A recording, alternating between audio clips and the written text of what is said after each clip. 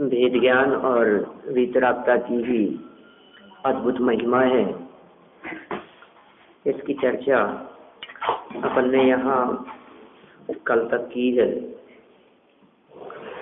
विवेक पूर्वक परिग्रह का त्याग, महिमा त्याग की है, लेकिन विवेक पूर्वक त्याग की विशेष महिमा है, अकेले त्याग की नहीं। जिसे हम त्याग समझते हैं, माने छोड़ने को त्याग, वो तो परिस्थितियां अपने आप छुड़ा देती है। हम क्या छोड़ेंगे? हम क्या घर बार छोड़ेंगे? परिस्थिति से अपने आप घर बार छूट जाता है। जीवन पूरा होने पर संयोग अपने आप छूट जाते हैं। इसलिए ऐसे छोड़ने की महिमा नहीं है, लेकिन विवेक पूर्वक वीतरागी होकर के रागादि छोड़कर, कषाय भाव छोड़कर उनके प्रति अपनापन और तन्मयता छोड़ना, ये वास्तव में छोड़ना है। छूटेगा तो दोनों परिस्थितियों में, क्योंकि पुद्गल परावर्तन की दृष्टि से देखें तो कोई पुद्गल ऐसा नहीं है जो पुद्गल अनादिकाल से हमारे साथ में हो। माने जितने पुद्गल परमाणुओं का समागम होता है, संयोग होता है, वो थोड़े समय में अपने आप छूट ही जाता है। नियम से छूटेगा ही छूटेगा। तो जो नियम से छूटने ही वाला है, उसको छोड़ने के लिए क्यों इतनी महिमा गाई जा रही है? उसको छोड़ने की एक गीत नहीं गाए जा रहे। यहाँ संयोगों को छोड़ने की बात नहीं चल रही। यहाँ घर बार, परिवार और परिग्रह को छोड़ने की बात नहीं चल रही। यहाँ तो जो घर बार, परिग्रह आदि है, उनके प्रति अपनापन, जो असली परिग्रह है, उसके त्याग की बात चल रही है। वह लोगों को इस बात की समझ नहीं होती है, अंतरंग परिग्रह की तरफ ध्यान नहीं जाता है, तो बाह्य परिग्रह को ही छोड़ने और जोड़ने में लगे रहते हैं। बहुत से लोग दुनिया में 99% लोग तो जोड़ने के नाम पर परेशान हैं, आकुलित हैं, जोड़ जोड़ के सुखी होना चाहते हैं। लेकिन 1% ऐसे भी अज्ञानी दिखते हैं जो छोड़कर सुखी होना चाहते हैं, लेकिन जोड़ने से जुड़ता नहीं और छोड़ने से छूटता नहीं, ये कोई समझना ही नहीं चाहता। ये संयोग हमारे छोड़ने से नहीं छूटते हैं, ये हमारे जोड़ने से नहीं जुड़ते हैं। तो फिर त्याग के गीत क्यों गाए? त्याग का मतलब जो आपके संयोग रूप मिल गए हैं आपको, तो ये आप उनके प्रति अपनापन तोड़ दो, ये त्यागना है। हम कैसे छोड़ पाएंगे? और सबसे बड़ा परिग्रह तो ये शरीर है, ठीक है ना? ये कैसे छूटेगा? क्योंकि सारे परिग्रह इसके साथ में है ना। हमने कल परसों भी इसके बारे में बात कही। इससे यदि संपर्क है तो सबसे संपर्क है, इससे संपर्क टूट गया, सबसे टूट गया। तो असली परिग्रह तो ये शरीर है। अब छोड़ो इसको, कैसे छोड़ोगे? इसलिए आचार्यों ने स्पष्ट कह दिया कि भैया शरीर आदि बाह्य परिग्रहों को छोड़ने की बात यहाँ नहीं है। शरीर आदि बाह्य परिग्रहों के साथ में है, अपनापन, तन्मयता, एकत्व छोड़ने की यहाँ बात है। उसका नाम वीतरागता है, और वो वीतरागता समझ पूर्वक होती है। इसलिए भेद ज्ञान पूर्वक वीतरागता की यहाँ प्रेरणा दी गई। फिर प्रशंसा करते हैं बाल ब्रह्मचारियों की। ये प्रशंसा वैसी प्रशंसा है जैसी प्रशंसा पीछे भी की गई थी त्यागियों की बात करते हुए। बाल ब्रह्मचारियों की प्रशंसा कह करके कहना चाहते हैं बिना भोगी छोड़ दिया, पहले से ही त्याग कर दिया, भोग सामग्री मिलने पर भी न भोगे, उसकी महिमा है।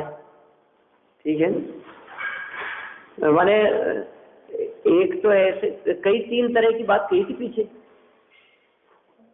एक तो ऐसी बात कही थी कि भोग करके छोड़ देवे, हमें प्राप्त हुआ, हमने भोगा, सब हमारे को मिला, लेकिन फिर उसमें हमारे को सुख नहीं लगा, इसलिए हम उसको छोड़ करके और दीक्षा लेके चले गए। तो कुछ इस तरह की बात कही थी कि छोड़ तो देंगे, नहीं भोगेंगे कोई बात नहीं, लेकिन इकट्ठा किया और बिना भोगे छोड़ दिया नहीं। बस एक ने बहुत सामग्री इकट्ठी की थी, खूब भोग लिया, तृप्त हो गया, सुख नहीं मिला और उसका त्याग कर दिया। 102 नंबर के श्लोक में बात थी, इसमें आया भी, यहाँ इसी में भावार्थ में लिखिए, चंद क्रमांक 102 में कहे गए 3 प्रकार की। मैंने एक तो वो हो गए, ठीक है। दूसरे कौन हुए? वो ये कहते हैं अरे भोग करके छोड़ने में क्या दम है, बिना भोगे छोड़ो, वो महत्वपूर्ण है। तो बिना भोगे छोड़े, लेकिन ऐसे ही छोड़ देंगे तो लोग कहेंगे अरे कुछ नहीं था, इसने क्या छोड़ा। तो भले इकट्ठा तो कर लूं, भोगूंगा नहीं, तो वो उनसे तो श्रेष्ठ हैं, बिना भोगे छोड़ दिया इन्होंने, लेकिन इकट्ठा करने में तो लगे। तीसरे प्रकार के वे हैं जो सर्वोत्कृष्ट कहे गए, जिन्होंने कुमार अवस्था में ही, जिन्होंने बाल्य अवस्था में ही, आचार्य कुंद जैसे, जिन्होंने 11 वर्ष की उम्र में ही दीक्षा ले ली, न भोगना और न इकट्ठा करना, भोगे पहले ही कुमार अवस्था में ही जिन्होंने त्याग कर दिया समस्त विषयों का, ऐसे जीव वास्तव में धन्य है और उनकी यहाँ ये प्रशंसा कर रहे हैं। देखिए आप 100 नंबर के पेज पर ये बाल ब्रह्मचारियों की प्रशंसा, ये मूल प्रकरण है। विवेक पूर्वक त्याग करने वाले पुरुषों में, जिन लोगों ने विवेक पूर्वक त्याग किया है, ऐसे पुरुषों में सर्वोत्तम त्याग करने वाले पुरुष की प्रशंसा आगामी छंद में करते हैं। बोलिए क्या कहते हैं?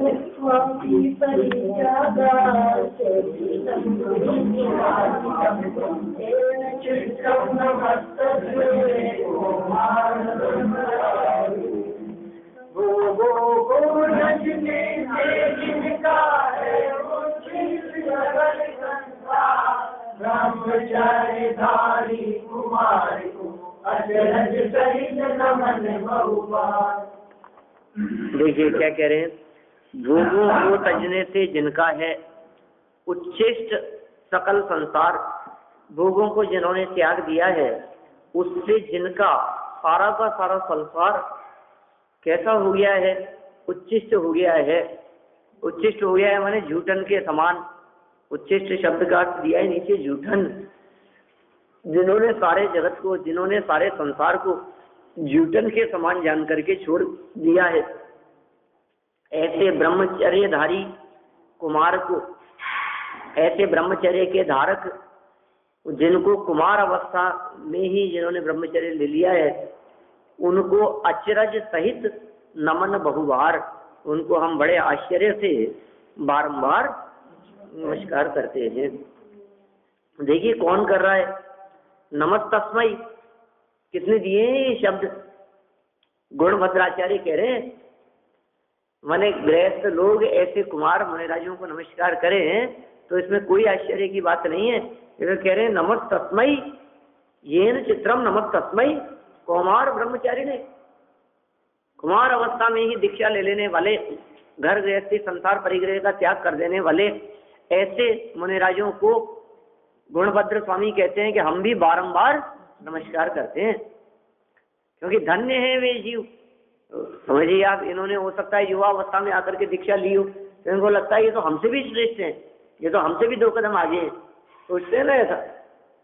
अरे हमने तो इस उम्र में आकर के, जैसे देखो छोटे छोटे से बच्चों को देख करके, छोटे छोटे से बच्चे जब प्रवचन करते हैं और बहुत अच्छे अच्छे तत्व ज्ञान से युक्त होते हैं, अपने बुलाते रहते हैं विद्यार्थियों को यहाँ, तो अपने अरे इतना सा बालक, देखो ये तो हमने तो 40 साल की उम्र में आकर के पढ़ना शुरू किया था, और ये देखो आप 15 साल की उम्र में ही, क्या गजब, धन्य है इसका तो जीवन।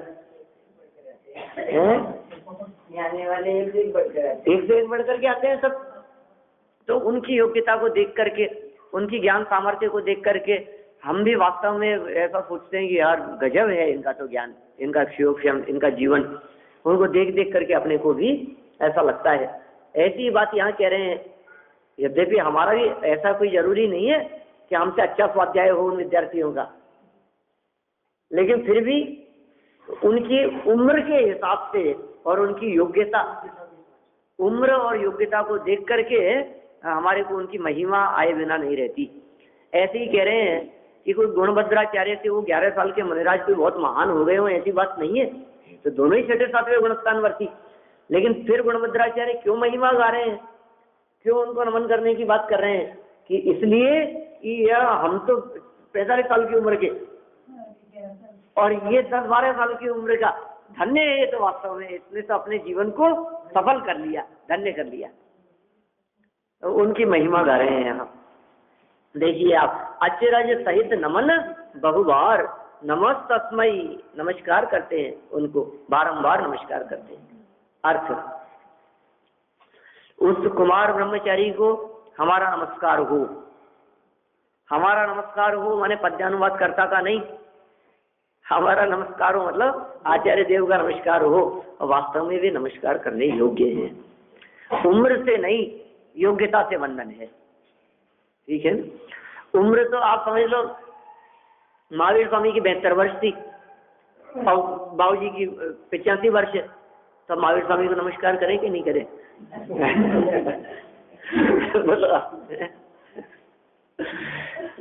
मेरे से छोटा महावीर कह के बुलाए उसको।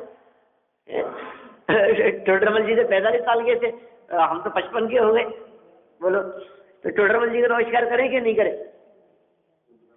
अरे भाई, उम्र से क्या लेना देना है, बात तो उनकी योग्यता की है। हाँ, करी विनय बहुगुण बड़े जन की, ज्ञान का पावे उदार। ध्यानत राय जी की पंक्ति है। करी विनय बहुगुण, उत्तम मार्ग धर्म का अर्घ है। विनय करना कि किसकी, कि बहुगुण, जिनमें गुण विशेष हो, जो गुणों में हमसे बड़े हो, उनका बहुमान करना, उनकी विनय करना, उनको नमस्कार करना, उनको वंदन करना। करी विनय किसको, कि बहुगुण। और एक और बात कह दी, लेकिन ये कोई बड़े गुण ऐसे कोई नमस्कार करने योग्य वही नहीं, एक और बात कही है साथ में, कि बड़े जन की, जो उम्र में बड़े हो वे भी विनय करने। नहीं, पहला बंधन किसे है, कि करी विनय बहुगुण। ये सब गुणवान नहीं हो तो क्या, अब हम तो इतने पढ़े लिखे, और हमारे दादाजी तो कुछ पढ़े लिखे ही नहीं है कुछ भी, हमारे में कितने गुण हैं, है ना। हम MA PhD, बोलो आप इतने पढ़े लिखे, लेकिन बड़े जन की, आपके दादाजी हैं, पिताजी हैं, आपसे उम्र में बड़े हैं, है ना, तो उनकी भी विनय करना, उनको भी वंदन करना। करी विनय बहुगुण बड़े जन की, ज्ञान का पावे उदा। यहाँ क्या बात कर रहे हैं, उन कुमार ब्रह्मचारी को हमारा नमस्कार हो, कि क्यों नमस्कार कर रहे हो, कि जिसने भोगे बिना ही विषयों का त्याग करके समस्त विषयों को अपनी झूठन बना दिया है। यह आश्चर्यकारी कार्य है, ये बहुत बड़ा कार्य हो गया। कुमारावस्थायाम मपि निज बलाद्येन विजित है महावीर स्वामी। ऐसे महावीर स्वामी को वंदन करते हैं कि 30 वर्ष की उम्र में दीक्षा लेकर के निकल गए, कुमार अवस्था में ही, और उससे भी अल्प अवस्था की बात करते हैं यहाँ। तो छोटे छोटे मुनिवर हो गए निहाल, निज परिणति का देखो रे कमाल। ये कमाल है क्या, आखिर क्या देखा उन्होंने। खेलने की उम्र है, साथ में छोटे छोटे से बच्चे खेल रहे हैं, और एक मुनि बनकर के जाने की भावना भाता है। भावना क्या भाता है, दिगंबर मुनिराज के साथ में ही चल देता है। ऐसे ऐसे मुनिराज ये जीवन में कपड़े नहीं पहने, बोलो जिनसेन आचार्य, जीवन भर कपड़े नहीं पहने, जन्म से कपड़े नहीं पहने जिन्होंने, ये बात करते हो आप? 7-8 साल के थे तब तक नहीं पहने होंगे, जो भी जैसी परिस्थिति रही हो, घर की परिस्थिति रही हो, छोटे छोटे बच्चे रंगे घूमते रहते हैं, हाँ जो भी हो, गाँव में देहात में जैसे भी रहे, हाँ ऐसे ही डोलते रहते। और ये लेकिन कौन से जमाने की बात है ये? वो उस जमाने की बात है जिस जमाने में कपड़े इतने नहीं हुआ करते थे। 2000 साल पहले की बात है क्या? हाँ, कई तरह के वस्त्रों की चर्चा की। आज से 40 साल पहले शिखर जी पहाड़ पे वंदना करने जाते थे तो खाली वो छोटी सी चड्डी नुमा बच्चे पहने रहते थे, बाकी ऊपर बनियान वगैरह कुछ नहीं। गुलाबी भी है नहीं, सर्दियों के समय, ठंडी के समय, हाँ 40 साल पहले ही। तो खैर अब 40 साल को 400 साल पहले ले जाओ आप, तो क्या स्थिति होगी? बोलो, अब कोई मुनिराज का संग निकला उधर से और वो बालक खेल रहा था और खेलते खेलते ही उसकी जो प्रवृत्तियां देखी और उन्होंने निवेदन किया कि इस बालक को हमारे साथ ही ले जाना चाहते और दीक्षा दे दी और उसको ले गए साथ। हाँ, सब कई तरह के प्रमाण मिलते हैं अपने को, जो भी रही वो बात। जिनसेन आचार्य धन्य है ऐसे मुनिराज। छोटे छोटे मुनिवर हो गए निहाल, निज परिणति का देखो रे कमाल। आखिर कमाल किस चीज का है? मुनि बन गए इस बात का कमाल नहीं है। ये मुनि बन करके उनको मिला क्या? क्या चीज मिलने पर उन्होंने उस अवस्था को अंगीकार किया? कुछ ऐसा अपूर्व आनंद मिल गया अंतरंग से। माने कैसी बात कर रहे हैं, देखो आप क्या कहा, समस्त विषयों को झूठन बना दिया है। आश्चर्यकारी कार्य है ये कार्य कोई साधारण कार्य नहीं है। और बहुत होते हो ऐसी बात नहीं है, कोई गिने चुने ही होते हैं जो 10-11 वर्ष की उम्र में, 11 वर्ष की उम्र में दीक्षा ले लेते हैं। वैसे साधारण मिलेंगे नहीं। होती थी कितनी थी, 8 वर्ष की उम्र में सम्यक तो ले ले और दीक्षा ले ले। बोलो आप 8 साल की उम्र में दीक्षा आदि लेकर के केवल ज्ञान की प्राप्ति कर ले, कितनी सी उम्र होती है? ऐसा लगता है 8 साल की उम्र में वो कैसे सम्यक दर्शन ले लेते होंगे, ऐसा लगता नहीं। समदर्शी 8 साल की होगी। 60 में जोर आता है, 60 में जोर आता है, 60 में जोर आता है। अब ऐसे छोटे से बच्चों को देख करके अपने कैसे सम्यक दर्शन लेते होंगे, क्या समझते होंगे, क्या भेद विज्ञान होता है? सहजता से होता है सब काम, लेकिन पूर्व के संस्कार और वर्तमान का ज्ञान और क्षयोक्षम ऐसे योग्य हो जाता है कि वो भेद विज्ञान कर सके, शरीर आत्मा को भिन्न देख सके, भिन्न अनुभव कर सके। कम होते हैं लेकिन हो सकता है ये काम 8 वर्ष की उम्र में भी, इसलिए उनकी महिमा है। आश्चर्यकारी कार्य है। देखिए भावार्थ, पहले छंद क्रमांक 102 में कहे गए 3 प्रकार के त्यागियों में भोग सामग्री उपलब्ध होने पर भी वैराग्य के कारण उन्हें भोगे बिना ही छोड़कर कुमार अवस्था में ही दीक्षा धारण करने वाले सर्वोत्कृष्ट त्यागी हैं। पहले भी कही थी ये बात 102 नंबर के छंद में, भोगे बिना ही त्याग देने वाले सर्वोत्कृष्ट त्यागी हैं।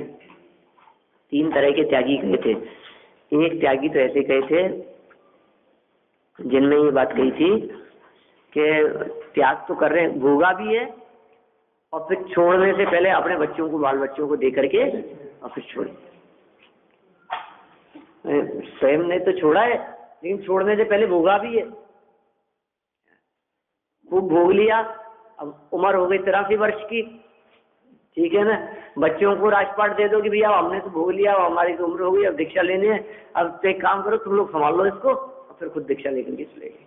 ये तो पहले प्रकार के त्यागी। त्यागी तो यही था, कुछ भी हो जाए।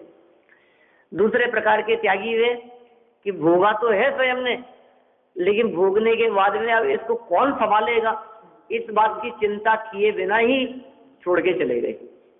ये उनसे उत्कृष्ट है। और तीसरे प्रकार के त्यागी वे हैं जिन्होंने भोगने के पहले ही त्याग कर दिया। तो वो जो भोगा ही नहीं उन्होंने, जिन्होंने राज्य किया ही नहीं, पार्श्वनाथ जैसे, महावीर स्वामी जैसे, राज्य किया ही नहीं जिन्होंने, राजकुमार अवस्था में ही जिन्होंने दीक्षा ले ली। तो ये तीसरे प्रकार के त्यागियों की बात कर रहे हैं और उनके बारे में क्या कह रहे हैं? वैराग्य के कारण उन्होंने भोगे बिना ही छोड़कर, किसको छोड़कर? कि सामग्री उपलब्ध होने पर भी, सामग्री तो उपलब्ध थी, राजकुमार थे, राजपुत्र थे, लेकिन राज्य नहीं किया उन्होंने। उसके पहले ही सामग्री उपलब्ध होने पर भी भोगे बिना ही कुमार अवस्था में ही दीक्षा धारण करने वाले सर्वोत्कृष्ट त्यागी हैं। भोगने के बाद विषय सामग्री को छोड़ने में कोई आश्चर्य नहीं है। भोगने के बाद छोड़ने में कोई आश्चर्य वाली बात नहीं है, क्योंकि भोग करके छोड़ने वाले तो बहुत दिखाई देते हैं। छूट भी जाती है और छोड़ भी देते हैं। अरे बाजार से कोई अच्छे कपड़े लेकर के आए आप, उनको पहनते पहनते बोर हो जाने पर छोड़ देने में क्या आश्चर्य है? सभी छोड़ देते। फिर 2 साल हो गए पहनते हुए, 10 साल हो गए पहनते हुए, अब बस मन भर गया, आज भी है नया का नया, मन भर गया बस, अब नहीं, अब तो दे दो किसी को। फटता नहीं है, खराब नहीं होता है। आपने यदि उसका त्याग कर दिया, आपने यदि वो किसी को दे दिया, तो इसमें कौन से आश्चर्य की बात है? भोग के छोड़ने में कोई आश्चर्य वाली बात नहीं है। छूट भी जाता है और छोड़ भी देते हैं। आप बर्तनों को छोड़ सकते हो, अपने कपड़ों को छोड़ सकते हो, गहनों को छोड़ सकते हो। छोड़ने का मतलब बदलवा सकते, पुराने हो गए नया बनवा लेते हैं, ये दे करके, ये तोड़वा करके, ये खूब पहन लिया। आप गाड़ी छोड़ सकते हैं, पुरानी हो गई, अब नहीं, अब नहीं है। आप मोबाइल छोड़ सकते हैं, अब छोड़ दो इसको, अब नया भी बेकार हो गया। ये कह रहे हैं भोग के छोड़ने में कोई दम नहीं है, उसमें कोई आश्चर्य नहीं है। परंतु सामग्री मिलने पर भी भोग किए बिना उनका त्याग करने में आश्चर्य ही नहीं, बड़ा आश्चर्य है। मिलने पर भी, होने पर भी, मौजूद होने पर भी। देखो भोजन नहीं मिलने, इसलिए अनशन की अपेक्षा से उन्होंने को जो बड़ा तबका है वो इसलिए का है। भोजन मिला ही नहीं, भोजन के पास में गए ही नहीं। आपने सुबह से संकल्प ले रखा था आज अपने को उपवास करना है, आप रसोई में ही नहीं गए, आपके लिए थाली नहीं लगी, आपके ग्रहणेंद्रिय के माध्यम से समझो आप अच्छे पकवान की सुगंधी नहीं आई, आपका मन ही नहीं हुआ, गए ही नहीं आप। सुबह से घर से निकल गए और दुकानदारी के कामों में उलझे रहे, अपने को भोजन नहीं करना इसलिए घर भी नहीं गए, निकल गया, टाइम पास हो गया। उसमें क्या दम है?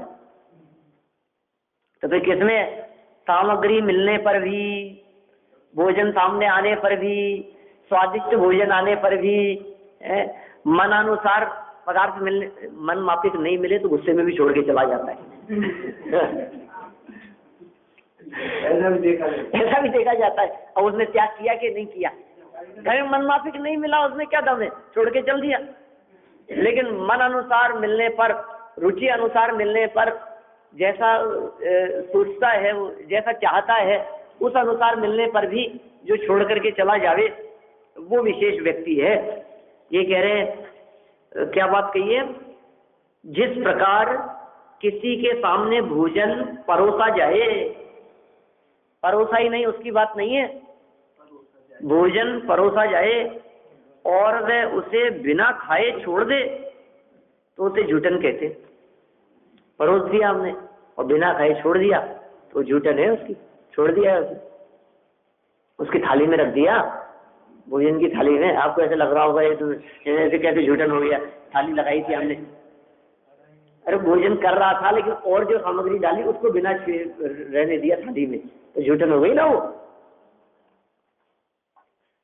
ऐसा लग रहा था शक्ल देखने ऐसे कैसे झूठन कह रहे, वो थाली में बैठा ही नहीं, उसने खाया ही नहीं कुछ भी, थाली लगाई थी, उनको झूठन कैसे कह रहे हो आप? अब तो इस हाथ से खा लेगा, फिर इस हाथ से दूसरे में रख दीजिए ना, तो भी झूठे नहीं मानते। आपकी बात अलग है, तो झूठे हाथ लग गए समझ लो आप, तो भी झूठा है। हाँ, आजकल तो सब झूठे नहीं चलती, झूठे नहीं चलते, तो बफे में तो सब झूठा नहीं होता है। हाँ, फ्रिज में रख देते हैं, सब चलता है। फिर पता नहीं कितना बदल गया है समय। माने ये भी झूठन होता है, इस बात को आगे आने वाले 10-5 साल में तो जानेंगे ही नहीं। इसमें क्या झूठन हो गया, कैसी बात करते हो?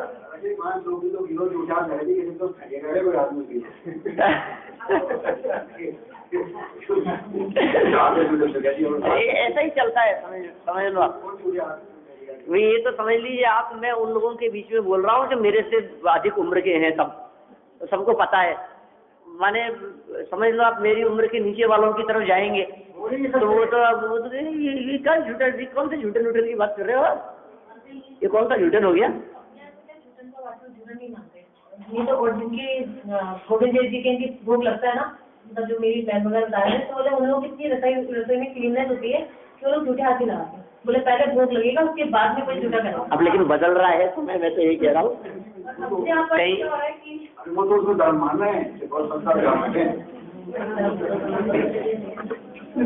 देखिए आप क्या कह रहे हैं, जिस प्रकार किसी के सामने भोजन परोसा जाए, भोजन परोस दिया और वह उसे बिना खाए छोड़ दे तो उसे झूठन कहते हैं। उसी प्रकार जिन्होंने बिना भोगे विषयों को छोड़ दिया, मिले तो थे लेकिन बिना भोगे विषयों को छोड़ दिया, इसलिए सब विषयों को झूठन के समान कर दिया है। सब विषयों को झूठन के समान कर दिया उन्होंने, झूठा किया ही नहीं उन्होंने, झूठन के समान जान करके छोड़ दिया उन्होंने सारे ही विषयों को।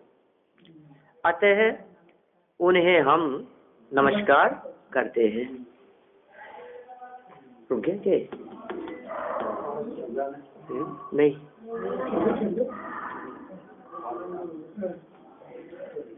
एकदम आवाज कम हो गई, एकदम आवाज क्या हुआ? अपने आप ही हुआ कुछ, स्वतंत्र परिणाम है उनका। चलिए, ये हम उन्हें नमस्कार करते हैं, यहाँ तक की बात हो गई। ये परमात्मा बनने का रहस्य। आगे बात करते हैं अपन, परमात्मा बनने के पीछे क्या रहस्य है। परम उदासीनता लक्षण चारित्र का प्रतिपादन आगामी चंद में करते हैं। माने आचार्य देव ऐसे लक्षण की बात कर रहे हैं जो परम उदासीन है। और चारित्र माने महिमा तो त्याग की है, और चारित्र शब्द की जो व्याख्या यहाँ की जा रही है वो सब त्याग और वितरागता के अर्थ में की जा रही है। इसलिए उसकी बात यहाँ 110 नंबर के छंद में कहते हैं। देखिए मूल छंद पर,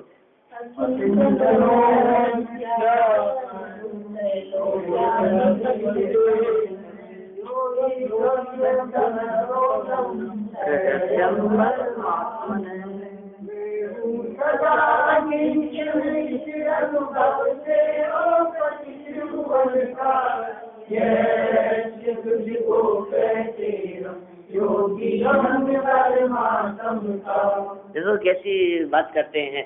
क्या कौन त्याग सकता है परिग्रह को, और कौन परमात्मा बनता है? ये परमात्मा बनने का रहस्य बतला रहे हैं। कौन व्यक्ति परमात्मा बनने का अधिकारी है? जैन दर्शन को छोड़कर दूसरे किसी दर्शन में परमात्मा बनते नहीं है। परमात्मा बने बनाए होते हैं, वहां वही उतर करके आ जाते हैं और वही वापस चले जाते हैं। फिक्स है परमात्मा, जो नक्की जो है वही है, बस वो उन्होंने अवतार ले लिया, फिर थोड़ी बहुत यहाँ कुछ उठापटक की उन्होंने उथल पुथल, और फिर उसके बाद में दोबारा वहीं जाकर के बैठ गए। और फिर यदा यदा ही धर्मस्य ग्लानिर्भवति भारत अभ्युत्थानं स्थानम अधर्मस्य तदात्मानं सृजाम्यहम्। अपने आप का सृजन करते हैं। कब, कैसे करते हैं? अभ्युत्थानम, वापस उनका उदय होता है। अपने आप का वे सृजन करते हैं। कब? कि जब इस धरती पर पाप बढ़ता है और पुण्य की कमी दिखाई देती है तो वे उतर करके आते हैं। आना पड़ेगा उनको भी। ऐसे हम भी कहने लग गए विराट से आना ही पड़ेगा एक बार तो। वर्तमान को वर्धमान की आवश्यकता है। रविंद्र जैन का भजन है ये, तो बहुत प्रसिद्ध। वर्तमान को वर्धमान की आवश्यकता है, हिंसा पीड़ित विश्व राह महावीर की तकता है। हिंसा से पीड़ित ये विश्व राह महावीर की तकता है, महावीर की राह देखता है। वर्तमान को बहुत पुराना, कोई 20-25 साल से चलता है। भी कहते हैं एको ब्रह्मा द्वितीयो नास्ति। हाँ, एको ब्रह्मा द्वितीयो नास्ति। ये यहाँ क्या कह रहे हैं, यहाँ परमात्मा बनने की बात करते हैं। यहाँ हर व्यक्ति परमात्मा बन सकता है, हर जीव में परमात्मा भगवान बनने की सामर्थ्य है। हर जीव बन सकता है, सबको स्वतंत्रता है। और परमात्मा जन्मते नहीं है, हमारे यहाँ बनते हैं। जन्म से कोई परमात्मा नहीं होते।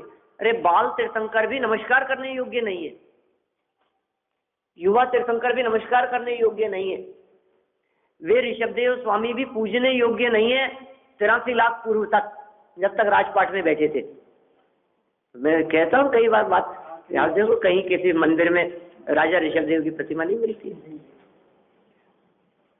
किसी जैन मंदिर में राजा ऋषभदेव की नंदा सुनंदा के साथ में कोई प्रतिमा हो तो दिखाओ, कितनी अच्छी लगेगी वो प्रतिमाएं। साज श्रृंगार से युक्त हो, हार मुकुट पहने हुए हो, वस्त्राभूषण से युक्त हो, है कहीं? क्यों नहीं है? वैसी फोटो है कहीं ऋषभदेव स्वामी की? संसार अवस्था है वो पूज्य अवस्था नहीं है, वो नमस्कार करने योग्य अवस्था नहीं है, क्योंकि हमारे यहाँ वीतरागता पूज्य है। वीतरागी अवस्था में हम उन्हें नमस्कार करते हैं, दूसरी किसी अवस्था में नमस्कार करते ही नहीं है हम उन्हें, क्योंकि वो नमस्कार करने योग्य है ही नहीं। इसका मतलब जब तक उन्होंने दीक्षा लेकर के केवल ज्ञान प्राप्त नहीं किया तब तक वे पूज्य नहीं हुए। इसका मतलब मालूम है सबको कि तीर्थंकर होने वाले हैं, दीक्षा लेंगे, भगवान बनेंगे तब नमस्कार करेंगे, उससे पहले नहीं। माने समझो आप राजा श्रेणी कभी नरक में है तो कर लेंगे श्रेणी महाराज को भी अपन नमस्कार, कैसे कर लेंगे? डंडे पड़ रहे हैं उनके। कोई व्यक्ति देवगति का जाकर के थोड़ी सी बात कहे, अरे अरे तीर्थंकर, अरे भाई इनको तो मत मारो आप, ये नारकी नहीं है तो तीर्थंकर होंगे तब होंगे, अभी तो पाप का उदय चल रहा है। जब तीर्थंकर प्रकृति का उदय आएगा तब हम अर्घ चढ़ाएंगे, जब तीर्थंकर प्रकृति का उदय आएगा तब तो अर्घ चढ़ाएंगे, लेकिन जब तक उदय नहीं है तब तक तो डंडे बरसाएंगे। नरक में रहते हुए नारकियों के होता है, क्यों नहीं होगा? ये स्वरूप ही ऐसा है। ये कह रहे हैं भैया परमात्मा बनो, हर व्यक्ति बन सकता है। ये कैसे बन सकता है ये बात बताओ हमारे को, कि देखो उपाय बतलाते हैं, परमात्मा बनने का उपाय बतलाते हैं। परमात्मा किस विधि से बना जाता है वो बात कहते हैं। मैं हूँ सदा अकिंचन, इस अनुभव से हो पति त्रिभुवन का पति हो जाता है। इस अनुभव से अनुभव करो इस बात का, मैं हूँ सदा अकिंचन। अकिंचन माने अपरिग्रही। अकिंचन का अर्थ, अकिंचन नाम का धर्म है ना 10 लक्षण धर्मों में, 9 नंबर का धर्म है। 10 लक्षण धर्मों में 9वां धर्म है उत्तम आकिंचन है। आकिंचन किसका नाम है? कि परिग्रह से रहित, उसका नाम है आकिंचन। और ये कह रहे हैं अकिंचनो अहम इति, अकिंचन अहम। मूल श्लोक में क्या कहा है कि मैं अकिंचन हूं, सदा अकिंचन हूं, त्रिकाल अकिंचन हूं। पर मेरा नहीं है, पर मेरा हुआ नहीं है, पर से मेरा कोई संबंध नहीं है। अरे मैंने अनादि काल से पर पदार्थों को अपना बनाने की चेष्टा तो बहुत की, लेकिन कोई एक पुद्गल का परमाणु भी मेरा हो गया हो तो बताओ। चेष्टा तो बहुत की हमने, ये मेरा हो जाए, ये मेरा हो जाए, ये अपना हो जाए। पर को अपना बनाने की चेष्टा करते रहे, लेकिन पर अपना कभी बना ही नहीं। पर अपना बनता ही नहीं है, पर पदार्थ अपने हो ही नहीं सकते हैं क्या? दुनिया में कोई भी पर पदार्थ अपना हो नहीं सकता। इसलिए जो विचार ऐसा करता है, जो अनुभव ऐसा करता है, जो चिंतन ऐसा करता है, जिसके मन में, जिसके विकल्पों में, जिसके चिंतन की धारा में ये बात चला करती है, मैं हूं अकिंचन, मैं हूँ अपने में स्वयं पूर्ण, पर की मुझ में कुछ गंध नहीं। पर की मुझ में रंच मात्र भी गंध नहीं है, पर की मुझे जरूरत नहीं है, और पर पदार्थ मुझे सुखी कर सके ऐसी पर में सामर्थ्य नहीं है, और मैं पर पदार्थों को एकत्रित करके सुखी हो जाऊं ऐसी मुझ में दयनीय और दीनता नहीं है। दोनों तरफा है बस, मुझे पर की जरूरत नहीं है और पर से मैं सुखी हो नहीं सकता हूं, पर मुझे सुखी कर नहीं सकता है, ये भी मुझे सुखी नहीं कर सकता और मुझे भी इसकी जरूरत नहीं है। ऐसे अकिंचन अनुभव करते हैं तो हो पति त्रिभुवन का, इस अनुभव से ऐसा अनुभव करते हुए वो 3 लोक का नाथ बन जाता है, त्रिभुवन पति, त्रैलोक के नाथ हो जाता है। यह रहस्य तुझको कहते हम। गुणभद्राचार्य कह रहे हैं, ये रहस्य कह रहे हैं हम तुम्हारे। ऐसा भी कह सकते हैं, पिछले चंद्र से यदि इस बात को जोड़ा जाए तो कुमार अवस्था में जिन्होंने दीक्षा ली थी उन्हें कह रहे हैं कि तुम अकिंचन स्वरूपी हो। ऐसे मुनिराजों को दीक्षा देने वाले मुनिराज कुछ तो उनको शिक्षा देते होंगे, दीक्षा के साथ में शिक्षा भी तो देते होंगे उन्हें। तो क्योंकि ऐसी दीक्षा दी जिनसे आचार्य को, तो उनके आचार्य ने क्या शिक्षा दी होगी कि ये शिक्षा दी होगी, ये रहस्य हम तुमको कहते हैं कि तुम अपने आप को अकिंचन अनुभव करो, इससे परमात्मा बन जाओगे, परमात्मा बन जाओगे। ये उपदेश देते हैं उन मुनिराज को, और वो स्वीकार करते हैं, अपने आप को अकिंचन अनुभव करते हैं, परमात्मा बन जाते हैं। यह रहस्य तुझको कहते हम, योगी गम्य परमात्मा का यह रहस्य है। योगी गम्य, योगियों के जानने योग्य, योगी गम्य परमात्मा का योगी गम्य, योगियों को जानने योग्य रहस्य हम तेरे को कहते हैं, हम तुम्हारे को बता रहे हैं। देखिए नीचे अर्थ इसका, मैं अकिंचन हूं माने मेरा कुछ भी नहीं है, तिल मात्र भी परिग्रह मेरा नहीं है। मैं अकिंचन हूं, मेरा कुछ भी नहीं है, ऐसी भावना करके तू बैठ जा। मौन होकर के बैठ जा, शांत होकर के बैठ जा। क्या करके? ऐसी भावना करके बैठ जा, बिल्कुल सर्व परिग्रह का त्याग करके। ऐसे वो सामयिक के काल में बैठने वाले जो लोग हैं, वे एक तो चिंतन करते हैं कि कोई परिग्रह मेरा नहीं है, और शांति से जाकर के बैठ जाते हैं। सामयिक आदि के काल में आप हाथ पे हाथ धर करके बैठ जाओ, मेरा कुछ नहीं है, मैं सबसे भिन्न हूं। इससे क्या होगा भाई? इससे तू शीघ्र 3 लोक का स्वामी हो जाएगा। और क्या चाहिए बता? इतने से मात्र से सबसे सरल है निज पद पाना। क्योंकि देखो बाहरी काम करने के लिए कितने उठापटक करनी पड़ेगी, भाग दौड़ करनी पड़ेगी, न मालूम कितने किसी भी काम के लिए। परमात्मा बनने के लिए बोलो, मिनिस्टर बनने के लिए क्या करें, कलेक्टर बनने के लिए क्या करें, वो तेरे हाथ में नहीं है। के लिए क्या करें बोलो, परमात्मा बनने के लिए क्या करें? कुछ नहीं, हूँ परमात्मा छू। नक्की कर, बस ये नक्की कर कि मैं परमात्मा ही हूँ और मुझे जरूरत नहीं है किसी दूसरे बाह्य पदार्थ की, किसी परिग्रह की जरूरत नहीं है, किसी संयोग की जरूरत नहीं है, किसी वैभव की जरूरत नहीं है। तो क्या करना है? शांति से बैठ जा और बन जा परमात्मा, बन जाओ परमात्मा।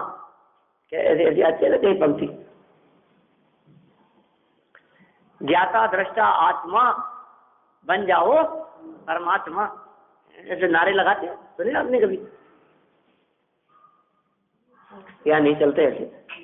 तो बाहर जाते हैं ना कहीं भी, कभी जुलूस जुलूस कहीं ऐसे चलते हैं, तो उनमें छोटे छोटे से बच्चे ऐसे नारे लगाते हैं, ज्ञाता दृष्टा आत्मा बन जाओ परमात्मा। ज्ञाता दृष्टा अनुभव करते हैं, परमात्मा बन जाते। तो आप ज्ञाता दृष्टा अनुभव करो। ज्ञाता दृष्टा अनुभव करने का मतलब कि मैं करता धरता नहीं हूं। जब करता धरता नहीं हूं तो करने धरने का विकल्प नहीं है, और करने धरने का विकल्प नहीं है तो फिर क्या चलता है चिंतन में? मैं अकिंचन हूं, परिग्रह से रहित हूं, मुझे किसी और की जरूरत नहीं है। देखो, जिसको और की जरूरत है वो दरिद्री है। संपन्नता का अर्थ ये नहीं है कि जिसके पास में सब कुछ है। संपन्नता ये नहीं कहती कि आपके पास में सब कुछ है इसलिए आप संपन्न हैं। संपन्नता ये कहती है कि आपको और की जरूरत नहीं है इसलिए आप संपन्न हैं। चल रही है बात यार, इनके पास तो सब कुछ है तो गजब संपन्न व्यक्ति है, इनके पास क्या कमी है? क्या कमी है? दौड़ रहे हैं निरंतर बिजनेस व्यापार की तरफ। आप कहते हो कमी नहीं है, कमी नहीं होती तो क्यों दौड़ते? इनका दौड़ना इस बात को दिखाता है जगत के जीवों को संपन्न दिख रहे हैं और हमारे को दरिद्री दिख रहे हैं, ऐसा कहते हैं। ज्यादा तेज दौड़ रहा है, ज्यादा तेज जो बड़ा भिखारी है। तो कौन है संपन्न? जिसे जरूरत नहीं है। हमें काय की जरूरत है? संतुष्ट हैं हम। वो सुख पावे संतोषी प्राणी, वो संपन्न है। ये रहस्य बतला रहे हैं, अकिंचन का रहस्य है। इससे बढ़कर और क्या रहस्य हो सकता है? मैं अकिंचन हूं, मेरा कुछ भी नहीं है। जिसे मेरा कहता हूं ये मेरा नहीं है, कथन मात्र ही मेरा है, क्योंकि मुझे पता है ये सब छोड़ करके चला जाना है। मेरा तो जावे नहीं और जावे तो मेरा नहीं। जो अपना होता है वो छूटता नहीं है और जो छूट जाता है वो अपना होता नहीं। तो मैं अकिंचन हूं, मेरा कुछ भी नहीं है, ऐसी भावना करके तू बैठ जा, बैठा रहे। इससे तू शीघ्र 3 लोक का स्वामी हो जाएगा। योगीश्वरों द्वारा गम्य परमात्मा बनने का यही रहस्य हमने तुझे कहा है। ये रहस्य हम तेरे को बतला रहे हैं जो परमात्मा बनने का रहस्य है और योगियों के द्वारा बतलाया गया मार्ग है। जिन योगियों ने परमात्मा दशा को प्राप्त कर लिया, ऐसे अरंतों के माध्यम से, ऐसे तीर्थंकरों के माध्यम से आई हुई बात है। ये रहस्य की बात है जो हर कोई व्यक्ति समझ नहीं पाता है। ये रहस्य हम तुम्हें समझाते हैं, तुम इस बात का गहराई से चिंतन करो और बन जाओ परमात्मा। इस तरह यहाँ परमात्मा बनने का रहस्य अपने को बतलाया गया। शेष चर्चा अपन फिर आगे करेंगे। कल फिर यहाँ नहीं हूँ, बाहर हूँ जान के लिए, परसों अपन बैठेंगे। कल मैं कोशिश करता हूँ कि कोई आ जाए, नहीं तो फिर बाबूजी चलाएंगे। यहाँ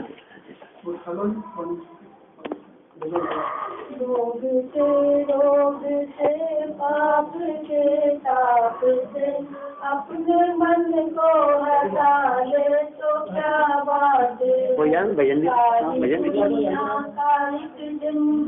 भी छोड़ दे, आत्मचिंतन जगा ले तो क्या बात है। जिसको परिवार कहता वो सरदार है, जिसको धन माल कहता वो चंडाल है। मोह माया का चक्कर हटा करके तू जिन चरण लो लगा ले तो क्या बात है। भोग के रोग से पाप के ताप से अपने मन को हटा ले तो क्या बात है। राग की याद में गीत में फंस गया बीच में क्यों संभलता नहीं। चांद सी आत्मा जल में दब गई, फिर जगमगा ले तो क्या बात है। भोग के रोग से सांप के ताप से अपने मन को हटा ले तो क्या बात है। मेरी मेरी कहे जिसको मेरी है क्या, सोच ले और समझ ले बस तेरी है क्या। ज्ञान की है कसौटी तेरे हाथ में, तू खरी छोटी कस ले तो क्या बात है। भोग के रोग से पाप के ताप से अपने मन को हटा ले तो क्या बात है। तू अनादि से चक्कर लगाता रहा, नर पशु नरक योनि पाता रहा।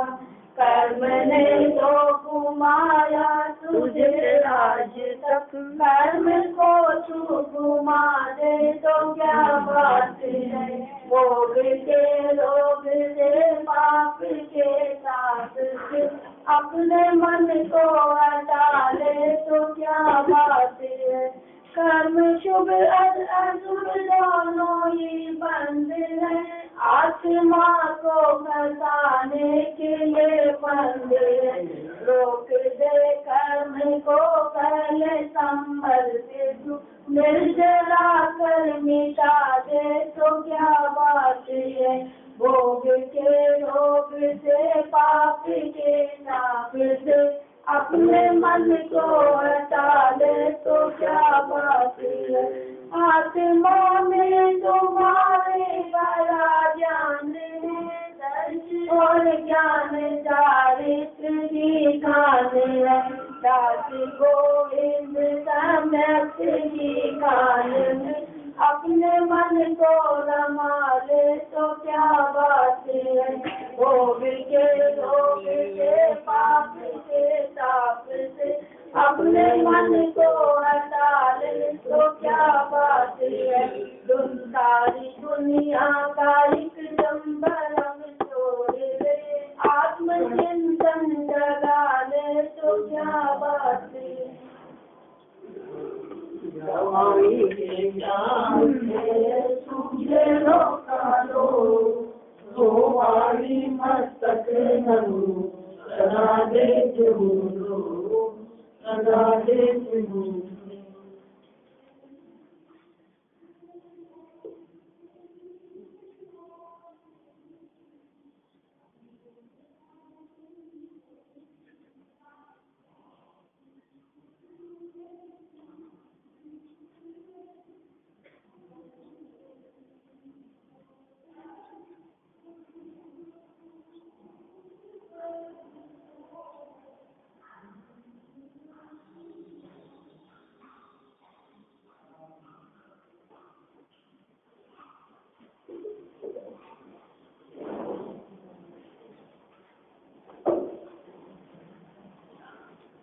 रोज आज शांति हमारी बढ़ता है।